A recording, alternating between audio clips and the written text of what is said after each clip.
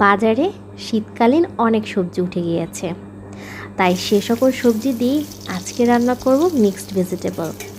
কড়াইতে পরিমাণ মতন তেল দিয়ে একটা পেঁয়াজ কুচি করে দিয়ে দিলাম, আর দিলাম দুটো কাঁচামরিচ।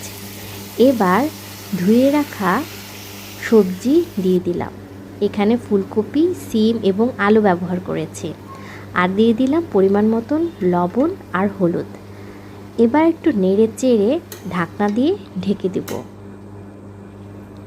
এখানে পানি ব্যবহার করার কোনোই প্রয়োজন নেই, কারণ সবজি থেকে যথেষ্ট পরিমাণে পানি বের হয়ে আসবে এবং সেই পানিতেই সুন্দর মতন সিদ্ধ হয়ে যাবে।